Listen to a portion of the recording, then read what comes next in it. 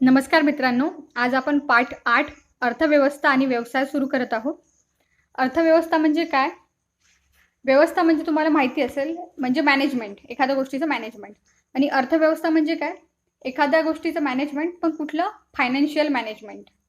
जसं आपला भारत देश आहे, आपल्या भारत देशामध्ये वेगवेगळे उद्योग आहे आणि त्या उद्योगामुळे जो निर्माण होणारा पैसा आहे, जे उत्पन्न निर्माण होते, तर त्या पैशाचं एक वेगळं मॅनेजमेंट असते, जेणेकरून तो जो पैसा आहे पूर्ण देशाच्या विकासासाठी लावला जातो. जसं की आरोग्य क्षेत्रामध्ये काही पैसा खर्च होतो, त्यानंतर रोड कन्स्ट्रक्शन आहे, जे आपल्या गरजा आहेत, फॅसिलिटीज जे आपल्याला प्रोव्हाइड होते, तर या अर्थव्यवस्थे थ्रू होते.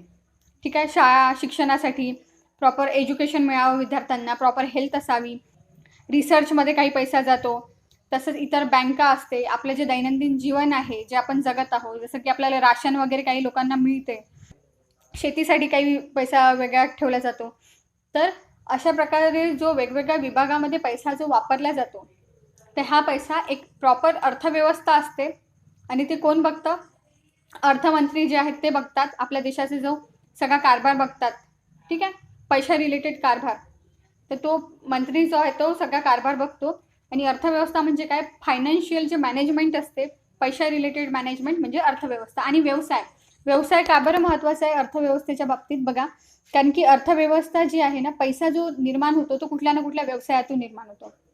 जर सपोज तुमच्या घरी तुमचे वडील शेती करत असेल, किंवा तुमच्याकडे दुकान असेल, किंवा सरकारी नोकरीवर असेल, तर त्यांच्या व्यवसायामुळे त्यांचा पैसा येतो. ठीक आहे. घर त्याच्यामुळे चालतं आणि पैसा येतो व्यवसायामुळे, म्हणून अर्थव्यवस्था बनते. त्या पैशातून एक व्यवस्था होते, मॅनेजमेंट, घरचं फायनान्शियल मॅनेजमेंट चालते. तर अर्थव्यवस्था आणि व्यवसाय ह्या दोन खूप महत्त्वाच्या आहे. एकाच नाण्याच्या दोन बाजू असल्यासारख्या गोष्टी आहे. ठीक आहे. तर चला बघू आपण पाठ. सगळ्यात पहिले तर तुम्हाला ग्राफ दिलेला आहे, तो नेमका काय आहे ते बघून घेऊ आपण. तर ग्राफमध्ये इथे तुम्हाला स्थूल राष्ट्रीय उत्पन्न GNP, ठीक आहे, सन 1960 पासून तर 2016 पर्यंत दिलेला आहे. तर इथे जे आहे हे इयर दिलेला आहे 1960, त्यानंतर 1980 मध्ये 20 वर्षानंतर, त्यानंतर 2000 मध्ये 20 वर्षानंतर, त्यानंतर 2016 मध्ये म्हणजे 16 वर्षानंतर. आणि इकडे जे आहे ते उत्पन्न दिलेलं आहे. ठीक आहे. दशलक्षमध्ये, US डॉलरमध्ये ते दिलेलं आहे, दशलक्ष. त्यानंतर 3 देशाबाबतीत दिलेलं आहे. एक भारत देश, ब्राझील देश. आपण पूर्ण पाठामध्ये भारत देश आणि ब्राझील देश या 2 देशाचा अभ्यास करत आहोत पूर्ण तुमच्या सिलेबसमध्ये. आणि इथे एक्स्ट्रा दिलेला आहे संयुक्त संस्थाने. ब्राझील जो देश आहे, ब्राझील देशाचा सगळा ग्राफ जो आहे तो ब्लू कलरने दिलेला आहे, भारत देशाचा रेड कलरनी आहे, आणि संयुक्त संस्थाने जी आहे त्यांचा ग्रीन कलरनी आहे. ठीक आहे.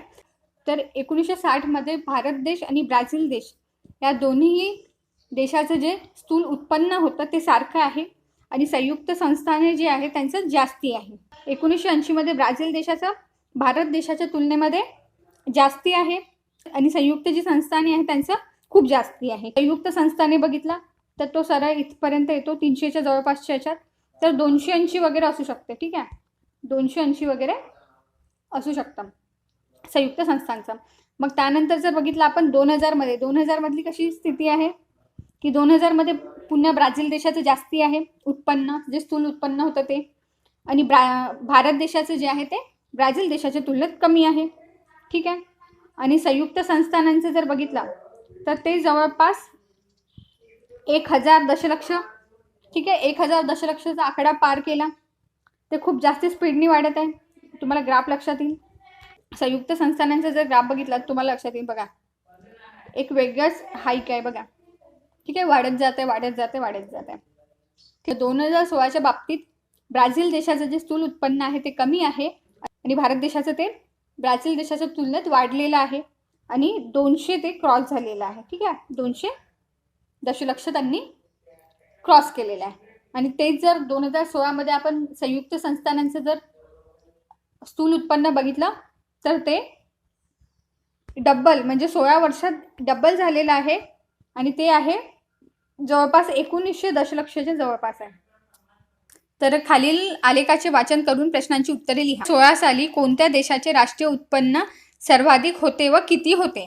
ठीक आहे. 2016 मध्ये सर्वाधिक उत्पन्न जे होतं ते संयुक्त संस्थाने या देशाचं होतं, USचं होतं ते ज्या लाईन आहे, हे ब्लू लाईन ज्या 2 आहेत याच्यामध्ये जवळपास 100 दशलक्षाचा फरक आहे. ठीक आहे, म्हणजे एक जी लाईन राहील याच्यातली छोटी छोट्या जेव्हा मायक्रो लाईन्स बनेल पुन्हा समोर, तर ती 10 दशलक्षाची राहील.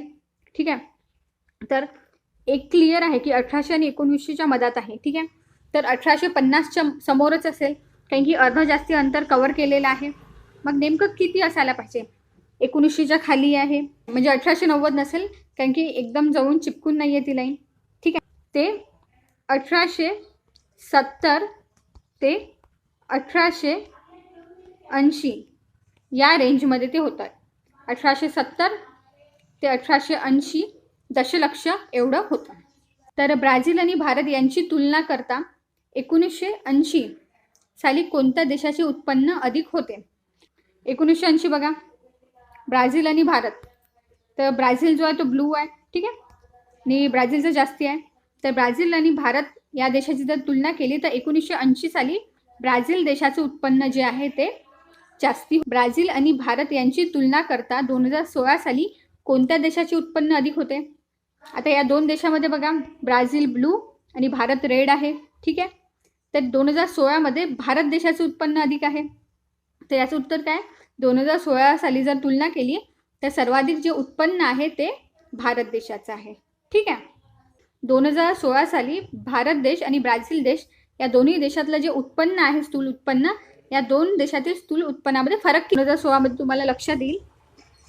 भारत देशाचं जे उत्पन्न आहे ना ते 200 क्रॉस आहे. ठीक आहे, तर याला आपण कन्सिडर करू की 210, कारण की बाकी मायक्रो लाईन्स ज्या आहेत ते दिलेल्या नाही आहेत. ठीक आहे, तर ते 210.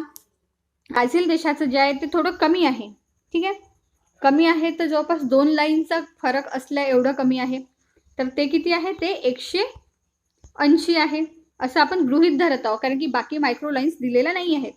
ठीक आहे, तर जवळपास 30 दशलक्षाचा फरक आहे. समजत आहे? या दोनही देशाच्या उत्पन्नामध्ये जे वार्षिक उत्पन्न आहे त्याच्यात 30 दशलक्षाचा फरक आहे. 2016 सालमध्ये जे विकसित राष्ट्र आहे आणि विकसनशील राष्ट्र आहे यांचं जे स्थूल उत्पन्न आहे याच्यातला फरक सांगा म्हणत आहे. बघा, आता 2 कन्सेप्ट आपण बघून घेऊ. एक म्हणजे विकसित राष्ट्र, ठीक आहे, दुसरं विकसनशील राष्ट्र. विकसित राष्ट्र म्हणजे असं राष्ट्र, म्हणजे डेव्हलप नेशन, असं नेशन ज्याचा विकास झालेला आहे, जे डेव्हलप आहे. विकसनशील म्हणजे डेव्हलपिंग नेशन, जे की ज्याचा पूर्ण विकास झालेला नाही. जसं भारत देश एक डेव्हलपिंग नेशन आहे. आजही ते एक डेव्हलपिंग नेशन आहे, कारण की अजून हळूहळू आपण विकासाच्या मार्गावर आहोत. आपण पूर्ण डेव्हलप झालेले लोक नाही आहोत. भारत देश डेव्हलपिंग कंट्री आहे, नॉट डेव्हलप कंट्री. ठीक आहे, तर विकसित राष्ट्र म्हणजे ज्याचा विकास झालेला आहे आणि विकसनशील राष्ट्र म्हणजे ज्याचा विकास सुरू आहे. तर तुम्हाला इथे ग्रीन जो देश आहे, ग्रीन आणि म्हणजे संयुक्त संस्थाने, हा विकसित राष्ट्र आहे आणि बाकीचे जे 2 देश आहेत ते विकसनशील आहेत, डेव्हलपिंग आहेत. ठीक आहे, तर काय फरक आहे बघा. जे की 2016 विकसित राष्ट्र जे आहेत त्याचं उत्पन्न जे आहे ते जवळपास 1800 क्रॉस केलेलं आहे आणि तेच विकसनशील जी राष्ट्र आहेत त्यांचं किती रेंजमध्ये आहे? त्यांचं 200 रेंजमध्ये आहे, 200 दशलक्ष. ठीक आहे, तर किती फरक आहे? खूप मोठा फरक आहे. जवळपास 1600-1650 दशलक्ष रुपयाचा फरक आहे. ठीक आहे, आता इथे 2 तक्ते दिलेले आहे, तर ते कसे आहेत ते बघून घेऊ. आणि हे विद्यार्थ्यांचं काम आहे, हे तुम्हाला भरायचे आहेत.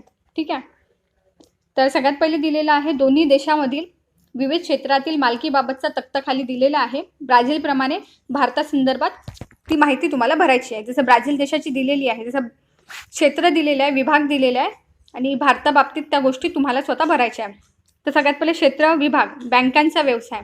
जसं ब्राझील देशामध्ये खाजगी तसंच सार्वजनिक दोन्ही बँका आहे, जसं प्रायव्हेट आणि पब्लिक. ठीक आहे, नॅशनलाइज. प्रायव्हेट आणि पब्लिक दोन्ही बँका आहेत ब्राझील देशात. तसंच भारत देशामध्ये देखील प्रायव्हेट बँक्स आहे आणि पब्लिक पण आहेत. तर इथे तुम्हाला बँक व्यवसाय, रेल्वे, विमान वाहतूक, विद्युत निर्मिती, लोह, पोलाद उद्योग, आरोग्य, शिक्षण, दूरसंचार या सगळ्या गोष्टी ज्या या भारतात कशामध्ये येतात ते तुम्हाला इथे लिहायचं आहे. ठीक आहे, नेक्स्ट जो तक्ता दिला आहे त्याच्यात क्रिया दिलेल्या आहे आणि त्या क्रिया किती कशा आहेत बा त्याचं वर्गीकरण करायचं तुम्हाला. प्राथमिक आहेत की त्या द्वितीयक आहे की तृतीयक आहे त्या हिशोबाने. ठीक आहे, तर सगळ्यात पहिले दिलेलं आहे दूरदर्शन प्रसारण. ठीक आहे, तर दूरदर्शन प्रसारण कसं आहे? दूरदर्शन प्रसारण आहे, मधमाशा पालन आहे, काथ्या आणि दोरी तयार करणे आहे. हे तुम्हाला स्वतः समजायला पाहिजे की हे प्राथमिक आहे की नाही.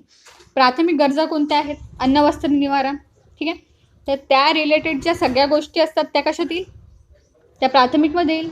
ठीक आहे. तसं इथे तुम्हाला दिलेलं असेल निवासाची व जेवणाची सोय करणे, ते प्राथमिक आहे. ठीक आहे. घराचे बांधकाम प्राथमिक आहे. भात उत्पादन प्राथमिक आहे. ठीक आहे. तर हा पूर्ण तक्ता जो आहे तो तुम्हाला भरायचा आहे. तो तुम्ही स्व अध्ययनाने भरा. अर्थव्यवस्था काय असते हे तुम्हाला माहिती आहे. आणि खरं म्हणजे अर्थव्यवस्था जी असते ना ती कशावर अवलंबून असते? ती त्या क्षेत्रामध्ये असलेलं म्हणजे त्या गावामध्ये असलेलं किंवा त्या देशामध्ये असलेले व्यवसाय आणि ते व्यवसाय कोणत्या प्रकारचे आहे या सगळ्या गोष्टींवर अर्थव्यवस्था अवलंबून असते. तर समोर आपण बघू की कसं काय आहे. भारत आणि जो ब्राझील देश आहे या देशाची आर्थिक व्यवसाय कसे आहेत आणि त्यांची अर्थव्यवस्था कशी आहे. ठीक आहे. तर सर्कल्स दिलेलं आहे, ग्राफिक रिप्रेझेंटेशन दिलेलं आहे, ते सर्कल फॉर्ममध्ये दिलेलं आहे. ठीक आहे. आतापर्यंत आपण ग्राफ्स बघितले बरेचसे. तर आता सर्कल फॉर्ममधलं कसं असतं ते तुम्हाला माहिती असेल, तुम्ही बघितलं, आधी पण शिकलेले आहात तुम्ही.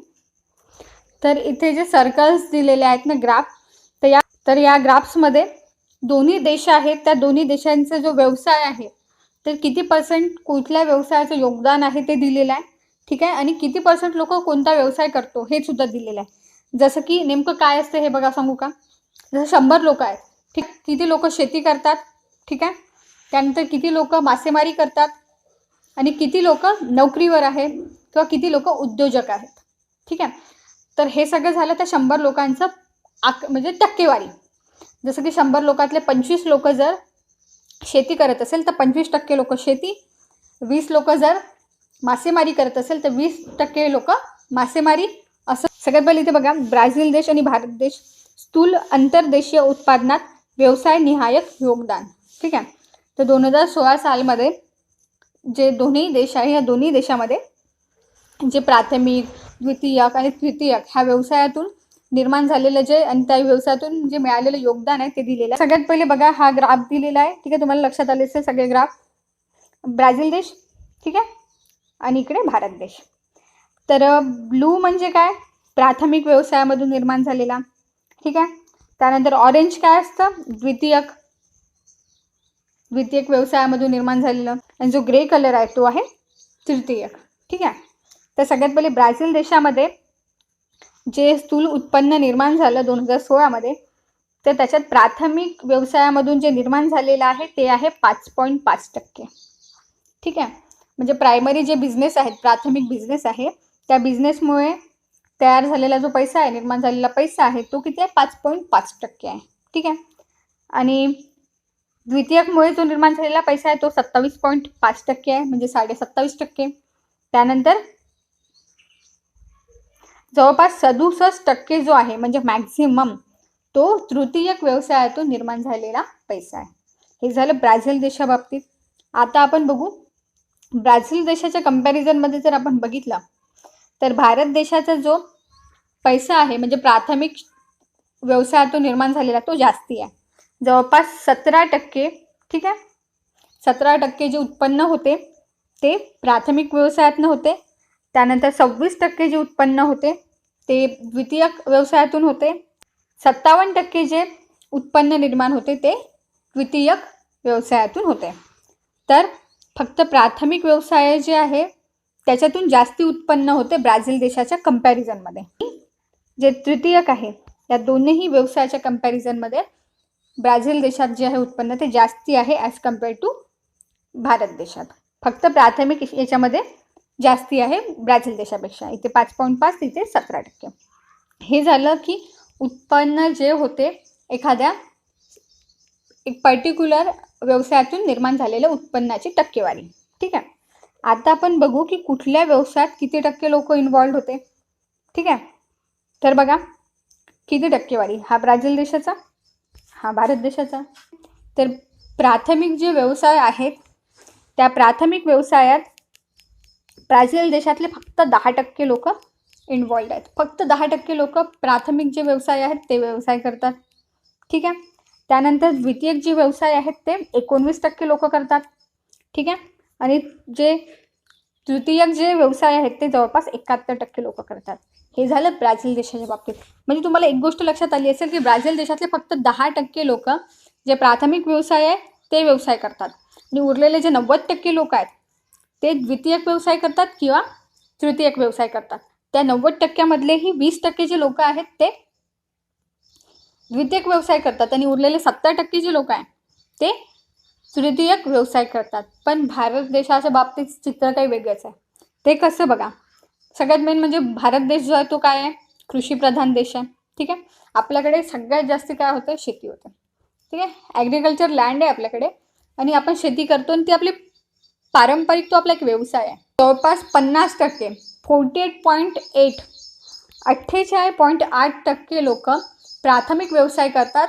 प्राथमिक गरजा ज्या भागवल्या जातात त्यात अन्न, वस्त्र, निवारा या रिलेटेड जे व्यवसाय आहेत ते 50% लोक जे आहे जवळपास भारतातले प्राथमिक व्यवसाय करतात. ठीक आहे, पण जर तुम्ही बघितलं 50% लोक प्राथमिक व्यवसाय करतात पण उत्पन्न जे आहे फक्त 17% काढतात.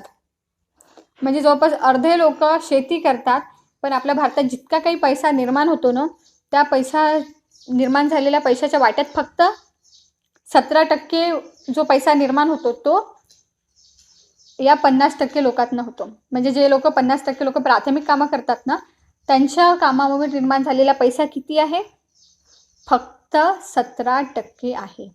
खूप हॉरिबल अमाऊंट आहे हा, कारण की खूप सारे लोक काम करत आहे आणि निर्माण होणारा जो पैसा आहे तो खूप कमी आहे. म्हणून आपण थोडं प्रगतीच्या बाबतीत थोडं मागे आहोत. ठीक आहे, आणि उरलेला 25% म्हणजे 24.3% द्वितीयक व्यवसाय करतात. ठीक आहे, आणि 26.9 ठीक आहे, तर 27% ओव्हरऑल द्वितीयक व्यवसाय करतात. ठीक आहे, पण एक गोष्ट तुम्ही बघा, द्वितीयक व्यवसाय करणाऱ्या लोकांचा आकडा खूप कमी आहे पण खरा पैसा काढणारे लोक तेच आहे, खरा पैसा निर्माण करणारे लोक तेच आहे. ते जवळपास 57% म्हणजे जेवढे पैसे निर्माण झालेले आहे त्याचे जवळपास 57% जो पैसा निर्माण करतात ते द्वितीयक व्यवसायवाले लोक निर्माण करतात. आय होप की तुम्हाला ग्राफ समजला असेल. आता आपण समोर जाऊ. ठीक आहे, आणि कुठलाही क्वेरीज इफ सपोज तुम्हाला येत असेल ना तर मला तुम्ही कमेंट करून कळवा. तर प्रश्न पहिला बघा, प्राथमिक व्यवसायामध्ये गुंतलेल्या लोकसंख्येची टक्केवारी कोणत्या देशात जास्ती आहे. तर प्राथमिक व्यवसायाची टक्केवारी म्हटलेलं आहे आणि लोकसंख्येची म्हटलेलं आहे. ठीक आहे, तर लोकसंख्येचा ग्राफ आहे, कोणत्या देशाची जास्त आहे, प्राथमिक व्यवसायात इन्व्हॉल्व असलेला जो आहे ब्लू कलरने आहे. ठीक आहे, 48%. तर भारत देश जो आहे या देशात सर्वात जास्त टक्केवारी जी आहे ती प्राथमिक व्यवसायात गुंतलेली आहे. ठीक आहे, सगळ्यात जास्त लोकसंख्या जी आहे ती प्राथमिक व्यवसायात गुंतलेली आहे. त्याचं काय उत्तर आहे, भारत देश. दुसरं आहे, स्थूल अंतर्देशीय उत्पादनात कोणत्या देशात तृतीयक व्यवसायाचे योगदान अधिक आहे. ठीक आहे, अंतर्देशीय वरचा ग्राफ आणि कोणत्या देशात तृतीयक व्यवसायाचं योगदान अधिक आहे. तर हे बघा इथे ब्राझील देशामध्ये तृतीयक व्यवसायाचं जे योगदान आहे ते सर्वात जास्ती आहे, जवळपास 67% आहे आणि भारत देशात ते 57% आहे. तर कोणाचं जास्ती आहे, तर ते ब्राझील देशाचं जास्ती आहे. ठीक आहे, त्यानंतरचा क्वेश्चन काय, स्थूल अंतर्देशीय उत्पादनात द्वितीयक व्यवसायाचा हिस्सा कोणत्या देशात जास्त आहे. ठीक आहे, आणि त्यानंतरचा प्रश्न आहे, भारताप्रमाणे ब्राझीलची अर्थव्यवस्था शेतीवर आधारित आहे असं म्हणता येईल का, ते सकारण सांगा. ठीक आहे, इथे हे म्हटलेलं आहे की ब्राझीलची पण अर्थव्यवस्था भारतासारखी आहे का बा, ती शेतीवर डिपेंडेंट आहे की नाही. ठीक आहे, अंतर्देशीय द्वितीयक उत्पादन कोणत्या देशाचं जास्ती आहे, तर अंतर्देशीय द्वितीयक उत्पादन ऑरेंज कलरने दर्शवलेलं आहे. ठीक आहे, तर ते ब्राझील देशाचं जास्ती आहे, 27.5%. तर भारताचं जे राष्ट्रीय उत्पन्न आहे भारत देशाचं ते ब्राझील देशापेक्षा अधिक आहे. हे आपण बघितलं आणि आपल्याला माहिती आहे तसे की भारताचं जे राष्ट्रीय उत्पन्न आहे ते ब्राझील देशापेक्षा जास्ती आहे. ब्राझील जो देश आहे त्या देशात नेमकं कोणतं काम होतात, तर तिथे त्या देशात होते खाणकाम, शेती आणि वस्तू निर्माण उद्योग. म्हणजे तिथे शेती केल्या जाते, तिथे खाणकाम होते आणि तिथे वस्तू निर्मितीचं काम जास्ती होते. तसंच हा जो देश आहे ब्राझील देश, तो देश सेवा व्यवसाय पण देते, म्हणजे सर्व्हिसेस देते, वेगवेगळ्या सेक्टरमधल्या सर्व्हिसेस प्रोव्हाइड करते आणि तो व्यवसाय पण त्यांचा खूप वाढत आहे. पण भारताच्या बाबतीत जर आपण बघितलं तर भारतात सेवा व्यवसाय खूप चांगला आहे, कारण की आपण वेगवेगळ्या सेक्टरच्या फॅसिलिटीज आपण देतो, वेगवेगळ्या सर्व्हिसेस आपण कस्टमर्सला देतो आणि तो आपला व्यवसाय आहे, चांगला व्यवसाय आहे, खूप साऱ्या फॅसिलिटीज आपण प्रोव्हाइड करतो. एवढं सगळं असून देखील भारतात शेती जो व्यवसाय आहे तो सगळ्यात जास्ती इम्पॉर्टंट आहे, तो प्रमुख व्यवसाय आहे. तसंच जर आपण दोनही देशाची अर्थव्यवस्था आपण बघत आहोत, ठीक आहे, तिथलं फायनान्शियल मॅनेजमेंट दोन्ही देशाचं आहे, तर दोघंही देशाचं जर बघितलं ना फायनान्शियल मॅनेजमेंट, तर ते मिक्सचर टाईप आहे. म्हणजे दोन्ही देशामध्ये वेगवेगळ्या सोर्सेसमधनं त्यांची इकॉनॉमी चालत आहे, ठीक आहे. जसं की आपल्याकडे शेती आहे पण बाकी गोष्टी पण होते, तसं त्या देशात शेती आहे बाकी गोष्टी पण आहे. म्हणजे प्रत्येक गोष्टीचं काही ना काही इम्पॉर्टन्स आहे, असं पर्टिक्युलर एका गोष्टीवर अवलंबून नाही आहे, ठीक आहे. म्हणून मिश्र स्वरूपाची आहे दोन्ही देशाची अर्थव्यवस्था. आपण ग्राफ्समध्ये बघितलेलं आहे जे ओव्हरऑल राष्ट्रीय इन्कम जे आहे, ठीक आहे, दोन्ही देशांचं, ते अमेरिकेच्या संयुक्त म्हणजे युनायटेड नेशन्सचं आपण बघितलं होते, संयुक्त संस्थाने त्यांच्या ग्राफसोबत आपण बघितलं होतं की बाकी देशांचं कसं काय आहे उत्पन्न. त्यांच्या ग्राफच्या कंपॅरिझनमध्ये खूप जास्ती कमी आहे, कारण की आपण विकसनशील देशमध्ये येतो, ठीक आहे. आपण डेव्हलप होत आहोत, आपण प्रगत नाही आहोत, ठीक आहे, प्रगतीच्या मार्गावर आहोत आपण. तर आपलं जे उत्पन्न आहे त्या प्रगत देशांपेक्षा कधीही कमी राहील. तर भारताचं जे राष्ट्रीय उत्पन्न आहे ना, त्या राष्ट्राचं उत्पन्न आहे ते ब्राझील देशाच्या कंपॅरिझनमध्ये भलेही खूप जास्ती असलं, पण भारताचे दरडोई उत्पन्न आहे ना ते ब्राझील देशाच्या तुलनेत कमी आहे. याचं कारण काय बघा, दरडोई उत्पन्न आणि राष्ट्रीय उत्पन्न ह्या दोन गोष्टी कशा आहे मी तुम्हाला सिंपल सांगते. बघा, जसं की एक फॅमिली आहे, एक फॅमिली आहे ए, ठीक आहे, दुसरी फॅमिली आहे बी. तर ए जी फॅमिली आहे या फॅमिलीचं जे उत्पन्न आहे ते आहे 100 रुपये प्रति महिना, आणि दुसरी फॅमिली आहे तिचं उत्पन्न आहे 50 रुपये प्रति महिना, ठीक आहे. तर गोष्ट अशी झाली की याचं उत्पन्न जे आहे या फॅमिलीपेक्षा जास्ती आहे, ठीक आहे, दुप्पट आहे जवळपास. पण ही जे ए फॅमिली आहे या फॅमिलीचा जर खर्च, ठीक आहे, तो 90 रुपये असेल तर किती उरतील? 10 रुपये उरतील, ठीक आहे. आणि बी फॅमिली आहे जिचं उत्पन्न किती होतं? 50 होता, ठीक आहे, पण यांचा खर्च जो आहे तो खर्च आहे 30, तर यांच्याकडे किती उरतील? 20 उरतील. एखाद्या राष्ट्राचं उत्पन्न, ठीक आहे, राष्ट्रीय उत्पन्न ते 100 आहे, 200 आहे, किती असो, ते कुठल्या देशापेक्षा किती जास्त असो, पण ते त्या देशापुरतं पुरेसा आहे का? ते दरडोई उत्पन्न आहे का? म्हणजे ते प्रत्येक नागरिकाच्या हिशोबाने पुरेल असं उत्पन्न आहे का? बघा, भारताचं राष्ट्रीय उत्पन्न भलेही ब्राझील देशापेक्षा जास्ती आहे, आपली जी पॉप्युलेशन आहे 135 करोडच्या जवळपास गेलेली आहे, ठीक आहे, खूप जास्ती पॉप्युलेशन आहे. 50% लोक असा व्यवसाय करतात की ज्याच्यातून जो पैसा निर्माण होतो तो खूप कमी आहे. ही गोष्ट डोक्यात ठेवा की दरडोई उत्पन्न जे आहे ते भारताचं कमी आहे ब्राझील देशाच्या तुलनेत, आणि राष्ट्रीय उत्पन्न जे आहे ते जास्ती आहे ब्राझील देशाच्या तुलनेत, ठीक आहे. चला समोर जाऊ. अमेरिकेचे संयुक्त संस्थाने जे आहेत, जे डेव्हलप नेशन आहे, विकसित देश आहे, तर काय नेमकं कारण आहे ते डेव्हलप आहेत, ते समोर आहेत, ठीक आहे. तर बघा, हे जे देश आहे इथली लोकसंख्या भलेही जास्ती असली तरीही भारतापेक्षा ती कमी आहे, कारण की डेव्हलप नेशन आहे तिथे लोकसंख्या खूप जास्ती आहे, पण ती लोकसंख्या जी आहे ती भारत देशा एवढी तर नाही आहे, भारत देशाच्या कंपॅरिझनमध्ये कमी आहे. सर्वात जास्ती लोकसंख्या असलेला देश जो आहे तो चीन आहे, आणि दुसरा नंबर भारताचा येतो. एवढी जास्त आपल्या भारत देशाची लोकसंख्या आहे, ठीक आहे. तर तिथली लोकसंख्या जास्ती आहे पण ती साक्षर आहे, म्हणजे तिथले सगळे जे लोक आहेत ते एज्युकेटेड आहे, ठीक आहे, ते शिक्षित आहेत. तिथली लोकसंख्या जी आहे ती साक्षर आहे. तसंच या देशांकडे काही स्वतःचे हक्क आहेत, स्वामित्व हक्क, त्याला म्हणतात पेटेंट. एखादी गोष्ट, एखादी टेक्नॉलॉजी आणि त्या टेक्नॉलॉजीचा वापर त्या टेक्नॉलॉजीचा वापर करण्यासाठी असलेला एक विशिष्ट अधिकार त्याला पेटेंट्स म्हणतात आणि हक्क म्हणतात. आणि पेटेंट्स फाईल करता येतात. पेटेंट्स म्हणजे काय, तुम्ही जेव्हा हायर स्टडीजला जाल तर तुम्हाला लक्षात येईल की कुठलंही काम जे तुम्ही करत आहे ते तुमचं वेगळं असेल तर तुम्ही त्या गोष्टीसाठी पेटेंट फाईल करू शकता. जर तुमचं स्वतःचं वेगळं इनोव्हेशन असेल तर ते तुम्ही पेटेंटसाठी, तर त्या इनोव्हेशनला तुम्ही पेटेंटसाठी पाठवू शकता. तसंच आधुनिक तंत्रज्ञान, तिथली टेक्नॉलॉजी जी आहे एक वेगळ्या लेवलला आहे. यांत्रिक अशा वेगवेगळ्या गोष्टी त्यांचे आधुनिक तंत्रज्ञान टेक्नॉलॉजी त्यांची विकसित आहे. यांत्रिक त्यांच्याकडे बळ आहे, सामर्थ्य आहे, सगळ्या गोष्टी, या सगळ्या गोष्टीमध्ये ते अग्रेसर आहेत. टेक्नॉलॉजिकली ते साऊंड आहेत, ठीक आहे. सगळ्या गोष्टी तंत्रज्ञानाच्या बाबतीत ते समोर आहे, प्रगत आहेत. या सगळ्या गोष्टीमध्ये त्यांचे जे राष्ट्रीय दरडोई उत्पन्न आहे ते खूप जास्त. आपण आधी पण बघितलं, भारत आणि ब्राझील देश विकसनशील देश आहे, म्हणजे डेव्हलपिंग नेशन. विकसनशील देश आहेत दोनही, अजूनही प्रगत नाही आहे, ते हळूहळू होतील. इथे अत्याधुनिक तंत्रज्ञान, शिक्षण, उद्योग ह्या सगळ्या गोष्टीच्या प्रगतीपथावर आहे. भलेही आपल्या देशाचं राष्ट्रीय स्थूल उत्पन्न जे आहे ते जास्ती आहे, पण भारताची लोकसंख्या खूप जास्ती असल्यामुळे ते उत्पन्न ब्राझील देशाच्या तुलनेत कमी आहे. कारण की आपल्याकडे लोकसंख्या खूप जास्ती आहे. जितकं आपलं उत्पन्न आहे त्या उत्पन्नाच्या कंपॅरिझनमध्ये आपली लोकसंख्या जास्ती आहे. तर आपलं राष्ट्रीय उत्पन्न जास्ती आहे, पण आपलं दरडोई उत्पन्न जे आहे ते ब्राझील देशाच्या तुलनेत कमी आहे. ठीक आहे. आता आपण जो मेन व्यवसाय आहे तो पार्ट बघू. अर्थव्यवस्था कसं असतं ते आपण बघितलं. आता व्यवसायाच्या बाबतीत आपण बघू. सगळ्यात आधी आपण सुरुवात करत आहोत ब्राझील देशापासून. इथे तुम्हाला 2 प्रमुख व्यवसाय दिसत आहेत. त्यात शेती आहे आणि खाणकाम आहे. आधी पण आपण बघितलं, शेती आणि खाणकाम प्रमुख व्यवसाय आहे. तर बघा ब्राझील देशाच्या बाबतीत शेतीचा व्यवसाय कसा आहे.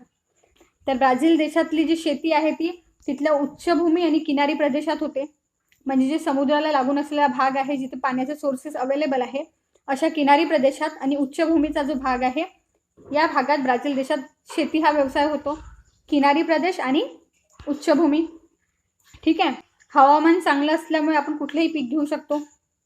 तिथली भूरचना जी आहे तिथली भूरचना जी आहे म्हणजे तिथली मातीची जी रचना आहे ते देखील चांगली असल्यामुळे वेगवेगळ्या प्रकारची आपण पिके घेऊ शकतो. तर तिथे वेगवेगळ्या प्रकारची पिके घेतली जाते. भात, त्यानंतर मका, कॉर्न. ठीक आहे. ही प्रमुख अन्नधान्याची पिके तिथे होते. भात होते तिथे आणि मका म्हणजे स्वीटकॉर्न जे आहे ते, म्हणजे कॉर्न जे असतं ना स्वीटकॉर्न वगैरे ते. तर भात आणि मका तिथले प्रमुख पिके आहेत. मक्याचं जे पीक आहे ते तिथल्या मध्य भागात घेतलं जाते. बघा कॉफी आहे, सोयाबीन, ठीक आहे, काकोआ किंवा कोको, ठीक आहे, रबर, ऊस, ही सगळे नगदी पिके आहेत. तसंच ब्राझील हा कॉफी व सोयाबीनच्या निर्यातीत अग्रेसर देश आहे. म्हणजे ब्राझील देशात सगळ्यात जास्ती जे उत्पादन होते ते होते कॉफी आणि सोयाबीनचं. आणि सगळ्यात जास्त कॉफीचं उत्पादन प्रामुख्याने मिनास झिराईस आणि साओ पावलो या राज्यात घेतले जाते. साओ पावलो हे एक पर्यटन स्थळ आहे, आपण मागील पाठामध्ये बघितलं. ठीक आहे. बाकी फळं कुठले आहेत तर पिकांशिवाय फळांमध्ये केळी, अननस, संत्री आणि जे लिंबूवर्गीय आहे, लिंबूवर्गीयमध्ये मोसंबी, इडलिंबू, लिंबू अशा फळांचे उत्पादन देखील इथे होते. जसं गवताळ प्रदेश आहे, तर गवताळ प्रदेशात गायी, शेळ्या, मेंढ्या पाळल्या जातात. ठीक आहे. म्हणजे गायी, शेळ्या आणि मेंढ्यांच्यापासनं दूध पण मिळते आणि मांस पण मिळते. सगळ्यात पहिले बघून घेऊ आपण काय काय दिलेलं आहे. कॉफी ब्लू कलरने दाखवलेला आहे. भात म्हणजे तांदूळ झाडं दाखवलेलं आहे. मका, ऊस, कोको म्हणजे काकोआ, रबर, केळी, संत्री, सोयाबीन कुठे कुठे होते ते दिलेलं आहे नकाशात. खाणकामामध्ये बघा बॉक्समध्ये मॅग्नीज दिलेला आहे, बॉक्साईट दिलेला आहे, लोह खनिज, कोळसा. म्हणजे खाणकाम जे होते त्यातनं जे निर्माण होणारे उत्पादन आहे तर त्याच्यामध्ये खनिज आहे. ठीक आहे. पुन्हा कोळसा आहे. कुठल्या कुठल्या गोष्टीचं होते तर मॅग्नीज आहे, मॅग्नीज एक खनिज आहे. ठीक आहे. बॉक्साईट, त्यानंतर लोह खनिज मिळते, त्यानंतर कोळसा इत्यादी गोष्टीचं उत्पादन होते खाणकामातून. ठीक आहे. त्यानंतर ते कोणत्या भागात आहे तर ते नकाशात तुम्हाला समजेल. समोर दिलेला पशुपालन आणि मासेमारी. ठीक आहे. आणि सागरी प्रवाह म्हणजे प्रवाह कोणत्या साईडनी आहेत ठीक आहे ते सुद्धा नकाशात दिलेलं आहे. आणि खालून स्टार्ट करू. बघा पॅराना नदी आहे आणि पॅराग्वे नदी आहे. ठीक आहे. पॅराना नदी, पॅराग्वे नदी एवढ्या भागात तुम्हाला काय दिसत आहे, सोयाबीन दिसत आहे सगळीकडे, येलो येलो येलो. ठीक आहे. Yellow yellow soybean. त्यानंतर इकडचा जो समुद्र साओ फ्रान्सिस्कोची नदी आहे इकडच्या भागामध्ये कोको होत आहे, ऑरेंजेस आहेत, संत्री. त्यानंतर केळीचं उत्पादन आहे, तांदळाचं उत्पादन आहे, तिथे मॅग्नीजचं लोह खनिजचं उत्पादन आहे. तर तुम्हाला एवढं लक्षात येईल की खाणकाम जो व्यवसाय आहे ना या भागात जास्ती आहे, जिकडे ॲमेझॉन नदी आहे. ठीक आहे. पुरुष नदी इकडच्या भागात बघा खाणकाम जास्त आहे. इथे मॅग्नीजचे सगळ्यात जास्त साठे दिसत आहे तुम्हाला या पर्टिक्युलर भागात. हा भाग कुठला आहे, पूर्व भाग आहे, हा पश्चिम भाग आहे. ठीक आहे. तर या भागात तुम्हाला खाणकाम म्हणजे खनिज जास्त दिसत आहे. हे झालं स्क्वेअर म्हणजे मॅग्नीज, आणि हे काय लोह खनिज आहे. ठीक आहे. आणि इकडचा जो भाग आहे पश्चिम साईडचा, इथे ऊस जास्त दिसत आहे. आणि एवढा जर पार्ट बघितला तर इथे काय आहे, मका जास्ती आहे. ठीक आहे. मासेमारी तर सर्वत्र जितकाही समुद्री भाग आहे या सगळ्या समुद्री भागात मासेमारी होतेच. आपण बघितलं, वाचनातही आपल्या आलं होतं की जो किनारी प्रदेश आहे, हा जो एवढा किनारी प्रदेश, ठीक आहे, या सगळ्या प्रदेशाच्या एरियामध्ये शेती होते प्रामुख्याने. ठीक आहे. आणि उच्चभूमीमध्ये शेती होते. तर शेती ह्या एवढ्याच भागात होते, इकडे होत नाही. शेती बघितलं आपण. आता खाणकाम बघू. ब्राझीलच्या खाणकामामध्ये लोह खनिज, मॅग्नीज, निकेल, तांबे, बॉक्साईट इत्यादी खनिजाची संपत्ती आहे. आधी ते चित्र दिलेलं आहे बघा की कुठल्या देशाचा शेती प्रकार आहे. हा भारत देशाचा. की कॉफी दिसत आहे, तर हे काय ब्राझील देशाचा आहे हा. ठीक आहे. आणि हे काय चहाचं आहे. चहाचे आसाम राज्यामध्ये आपल्या भारतात, तर हे भारताचं आहे. हां, इथे दिलेलं आहे बघा. आंतरराष्ट्रीय स्तरावर जो आपण व्यवहार करतो, म्हणजे पैशांची देवाणघेवाण होते, जे आपले व्यवहार होतात, तर जे US आहे, US मध्ये डॉलर चालते. ठीक आहे. युनायटेड स्टेट्समध्ये तिथलं जे चलन आहे पैसा, तर तो डॉलरमध्ये आहे. तसं ब्राझीलमध्ये ब्राझिलियन रियाल म्हणून फेमस आहे. इंडियामध्ये INR म्हणजे इंडियन रुपीज म्हणून आहे. आपल्याकडे इंडियन रुपीज म्हणून आहे. हे त्याचं चिन्ह आहे. ठीक आहे. हे डॉलरचं चिन्ह आहे आणि हे ब्राझिलियन रुपीजचं चिन्ह आहे. एक अमेरिकन डॉलर म्हणजे ब्राझील देशासाठी 3.5 ब्राझिलियन रियाल होते ते. ठीक आहे. आणि $1 म्हणजे भारतासाठी 64 ते 65 रुपये एवढं असते, आणि ते सतत बदलत राहते. तर आता आपण ब्राझील देशात मासेमारी कसं आहे ते बघू. तर जसं भारत देशाला 7,500 किलोमीटर लांबीचा समुद्र किनारा लाभलेला आहे, तसंच ब्राझील देशाला देखील 7,400 किलोमीटरचा समुद्र किनारा लाभलेला आहे. इथल्या पाण्याचा जो प्रवाह आहे तो थंड व उष्ण दोन्ही प्रकारचा आहे. खूप मोठा दक्षिण अटलांटिक महासागर लागून आहे. तर इथे वेगवेगळ्या नद्यामध्ये तसंच किनारी भागात मासेमारीचं उत्पादन होते. आणि मासेमारीसाठी जो समुद्र किनारा भाग आहे तो उत्कृष्ट क्षेत्र असं मानले जाते. जसं भारतामध्ये शेती हा पारंपरिक व्यवसाय आहे, तसं ब्राझीलमध्ये मासेमारी हा पारंपरिक व्यवसाय आहे. माशांचे जे प्रकार आहेत त्यात प्रामुख्याने स्पोर्ड, कोळंबी, लॉबस्टर, सार्डिन इत्यादी जलचराची पकड केली जाते. म्हणजे जे प्रामुख्याने जे मासे किंवा जलचर प्राणी पकडले जातात त्यात स्पोर्ड आहे, त्यानंतर कोळंबी, लॉबस्टर, सार्डिन हे प्रामुख्याने पकडले जाते. ब्राझीलमधली प्राकृतिक रचना, तसंच घनदाट वने आणि नद्यांचा जो पाण्याचा वेग आहे, ह्या सगळ्या गोष्टींमुळे इथल्या जो गोड्या पाण्याची सरोवर आहे, गोड्या पाण्याचा जो भाग आहे, त्या पाण्यात मासेमारी जी आहे ते विकसित झालेली नाही आहे. ठीक आहे. तर ब्राझीलमधली जर प्राकृतिक रचना आणि तिथले जे घनदाट वन आणि तिथल्या नद्यांचा जो वेग, ह्या सगळ्या गोष्टी जर बघितल्या तर तिथल्या भागात या सगळ्या गोष्टींमुळे मासेमारी विकसित नाही आहे. तिथलं आणि नद्यांचं जे पाणी असतं ते गोड पाण्याचे असतात. नद्या तिथल्या गोड पाण्याचे आहे आणि त्यामुळे तिथल्या भागात मासेमारी जी आहे विकसित नाही आहे. तर या व्हिडिओमध्ये आपण ब्राझील देशातील सर्व व्यवसाय बघितले. भारत देशाचं जे ओव्हरऑल उत्पादन आहे, या उत्पादनात शेतीचं खरं योगदान आहे. सर्वाधिक लोक शेती करतात आणि स्थूल आंतरदेशीय जे उत्पादन आहे त्याच्यात खरं योगदान जे आहे ते आपल्या शेती व्यवसायाचं आहे. ठीक आहे. आणि तसं बघतो म्हटलं तर आपल्याकडे मॅक्झिमम लोक जे आहेत ते शेती या व्यवसायात इन्व्हॉल्ड आहे, कारण आपला देश हा कृषीप्रधान देश आहे. आणि आपल्या भारतामध्ये जेवढी जमीन अवेलेबल आहे, जेवढा भूभाग अवेलेबल आहे, त्याच्या जवळपास 60% जो भाग आहे, या 60% भागामध्ये लागवड होते. वेगवेगळ्या झाडांची, वेगवेगळ्या पिकांची लागवड होते. आणि आपल्याकडे शेती करण्यासाठी खरं कारण म्हणजे आपल्याकडे विस्तीर्ण मैदान आहेत. आपल्याकडली जी माती आहे ती सुपीक माती आहे. आपल्याकडे हवामान जे आहे ते वेगवेगळ्या पिकांसाठी अनुकूल आहे. या सगळ्या गोष्टींमुळे आपल्याकडे शेतीला प्राधान्य आहे.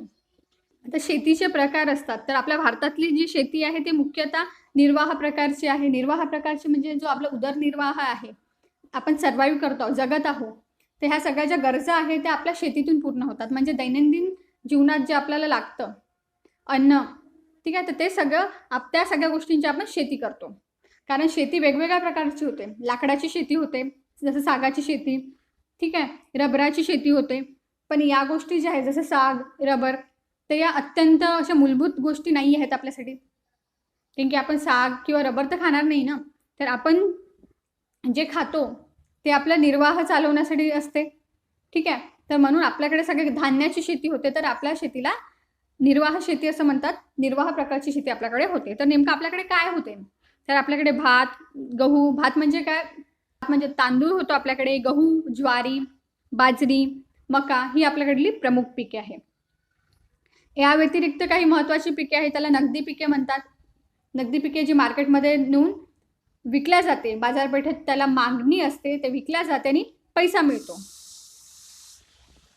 तर ती पिके आहे चहा, ऊस, कॉफी, कापूस, रबर, ताग इत्यादी. आणि या पिकांना नगदी पिकं असं म्हणतात. आपल्या देशात शेती हा प्रमुख व्यवसाय आहे, तर मासेमारी हा देखील एक महत्त्वाचा व्यवसाय आहे. आपल्याकडे खाऱ्या पाण्यात तसंच गोड्या पाण्यात म्हणजे पाण्याचे प्रकार असतात.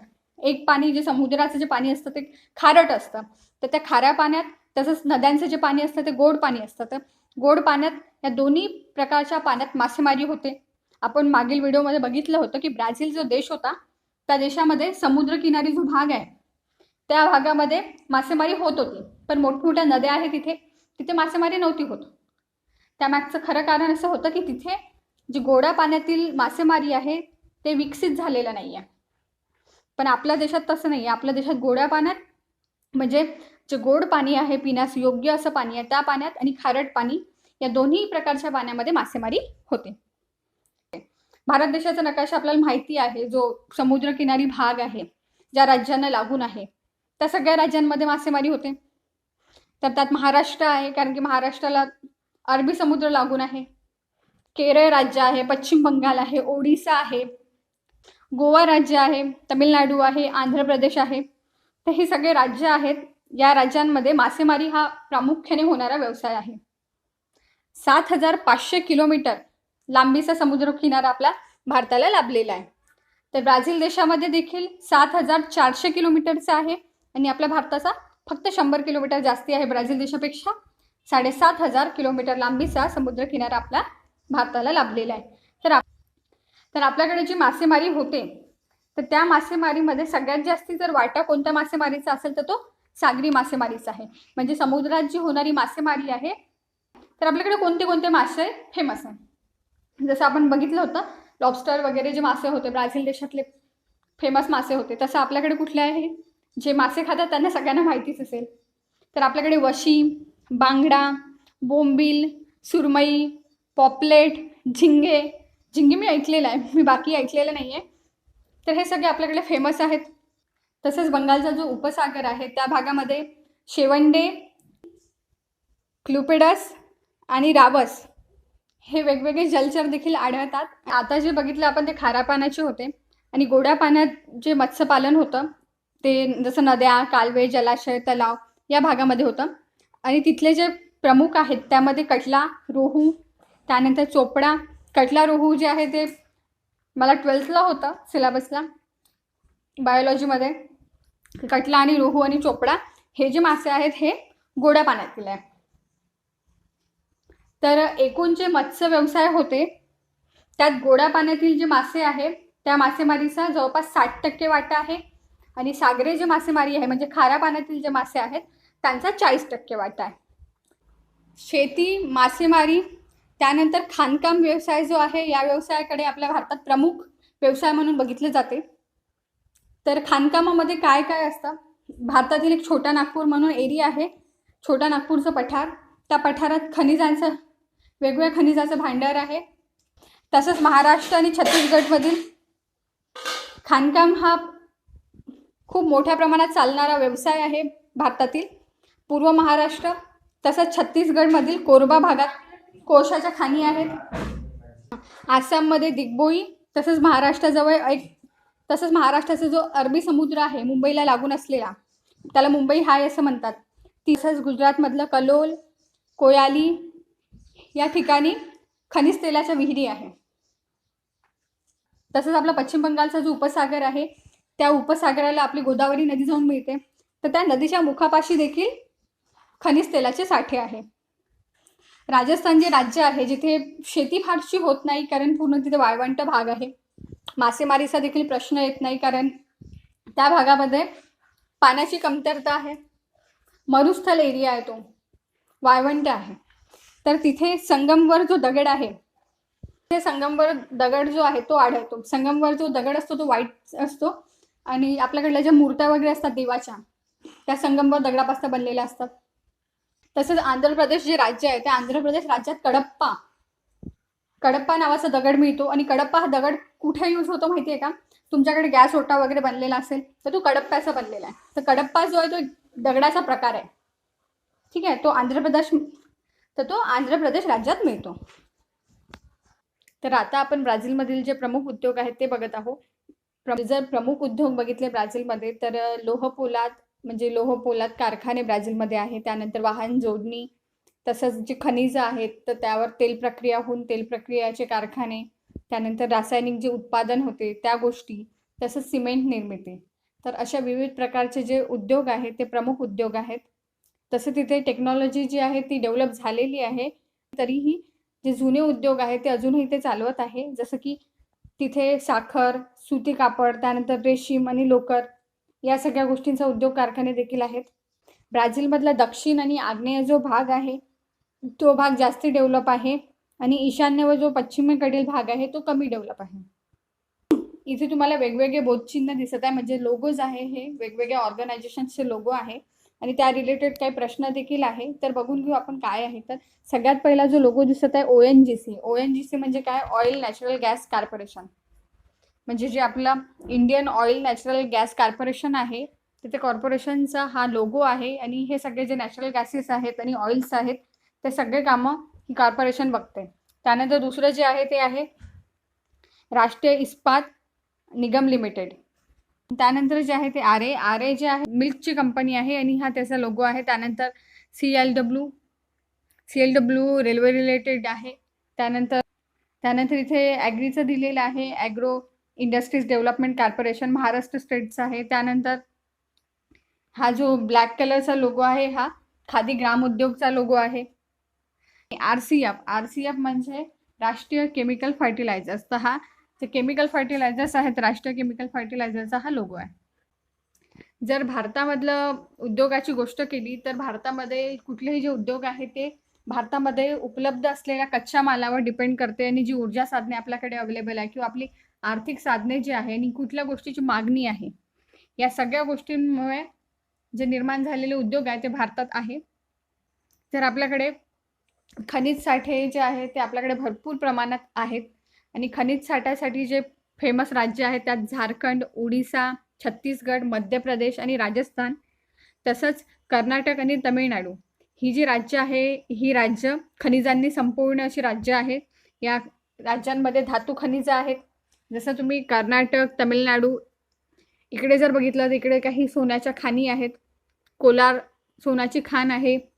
वेगवेगळ्या प्रकारचे धातू असल्यामुळे आपला जो भारतीय द्वीपकल्पाचा ईशान्य भाग आहे तो भाग जो आहे तिथे धातू निर्मितीचं एक केंद्र बनलेलं आहे. तिथे धातू निर्मितीकरण जे आहे त्याचं केंद्रीकरण झालेलं आहे.